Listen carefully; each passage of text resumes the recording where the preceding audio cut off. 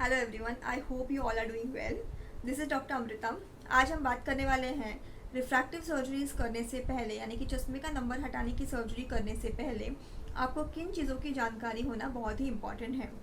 Now days common refractive surgery what we do is LASIK surgery, यानी कि laser assisted in situ keratomileusis. इसी के साथ में कुछ अलग प्रकार के रिफ्रैक्टिव सर्जरीज भी किए जाते हैं, जैसे कि रिलैक्स, फ्लेक्स या स्माइल सर्जरीज। कोई भी रिफ्रैक्टिव सर्जरी करने से पहले आपको आपकी आंखों की जांच करवाना बहुत ही इम्पॉर्टेंट है, जिसे हम प्री लैसिक वर्कअप कहते हैं, जिससे हम जान पाएँ कि आप लैसिक या फिर कोई भी रिफ्रैक्टिव सर्जरी करने के लिए सही कैंडिडेट हैं या नहीं। तो चलिए जानते हैं कि ये ऐसी कौन सी चीज़ें हैं। तो सबसे इम्पॉर्टेंट है आपकी एज। रिफ्रैक्टिव सर्जरीज करने के लिए आपकी एज मोर दैन 21 ईयर्स होनी ज़रूरी है। इसी के साथ में आपके चश्मे का नंबर 1 साल के लिए कांस्टेंट होना बहुत ही इम्पॉर्टेंट है।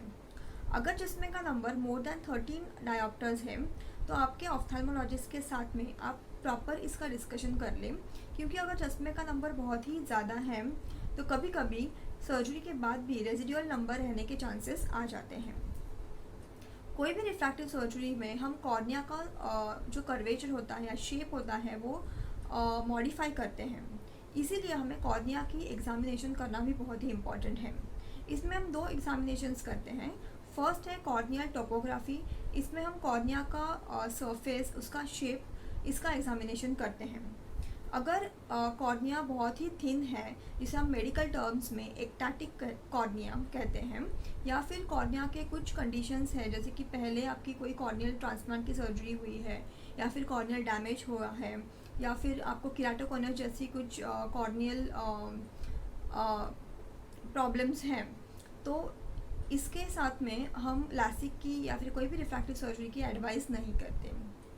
सेकेंड कॉर्नियल एग्जामिनेशन है कॉर्नियल पैकीमेट्री, यानी कि कॉर्निया का थिकनेस जानना बहुत ही इंपॉर्टेंट है। नॉर्मल कॉर्निया का थिकनेस 500 माइक्रॉन्स के ऊपर होता है। अगर आपकी कॉर्निया की थिकनेस लेस दैन 450 माइक्रॉन्स है तो हम जनरली रिफ्रैक्टिव सर्जरीज की एडवाइस नहीं देते हैं। इसके बाद में आपकी रेटिना की जांच होना भी बहुत इम्पॉर्टेंट है, क्योंकि जनरली जो भी रिफ्रैक्टिव एरर्स होते हैं, जैसे कि myopic patient, high myopic patients में कॉर्निया के साथ में ही या फिर हाई रिफ्रैक्टिव पावर के साथ में ही रेटिनल कॉम्प्लिकेशंस होते हैं, जैसे कि रेटिनल लैटिस डिजेनरेशन, या फिर रेटिना के ऊपर कुछ स्मॉल होल्स या फिर ब्रेक्स होना। अगर ये हम लैसिक सर्जरी या कोई भी रिफ्रैक्टिव सर्जरी करने से पहले आइडेंटिफाई नहीं करते तो आगे जाके इसके कुछ कॉम्प्लिकेशंस हो सकते हैं, जैसे कि रेटिनल डिटैचमेंट होना या फिर रेटिनल ब्रेक्स होना। सो अगर कोई भी रिफ्रैक्टिव सर्जरी से पहले आपको ये पता चल रहा है कि रेटिना के ऊपर कुछ होल्स हैं या फिर लैटिस डीजनरेशन है, तो इसका लेज़र होना इम्पॉर्टेंट है। लेज़र करके हम ये एरिया सील कर देते हैं, जिसके चलते फ्यूचर कॉम्प्लिकेशंस को अवॉइड किया जा सके। और उसके बाद में 1 मंथ के बाद आप लैसिक सर्जरी के लिए या फिर कोई भी रिफ्रैक्टिव सर्जरीज के लिए जा सकते हैं। उसके बाद आता है आपके कॉर्निया के साथ, रेटिना के साथ में आपकी आँखों का टेंशन, जिसे हम इंट्राऑक्यूलर प्रेशर कहते हैं, वो नॉर्मल होना बहुत ही इम्पॉर्टेंट है। तो नॉर्मल इंट्राऑक्यूलर प्रेशर होता है 20। अगर 20 के ऊपर आपको आपका आईओपी है, मतलब इंट्राऑक्यूलर प्रेशर है, या फिर आपको ग्लॉकोमा की हिस्ट्री है, तो प्रॉपर जानकारी के साथ में ऑफ्थेल्मोलॉजिस्ट के कंसल्टेशन के साथ ही आपको रिफ्रैक्टिव सर्जरीज के लिए जाना चाहिए।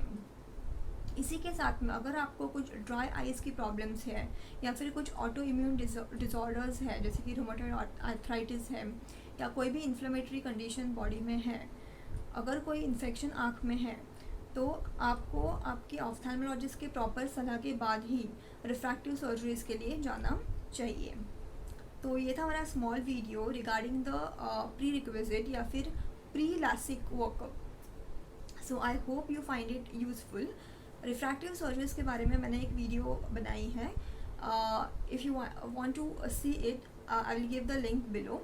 Thank you very much for watching the video, and subscribe to the channel, press the bell icon, and thank you. Stay healthy and stay safe.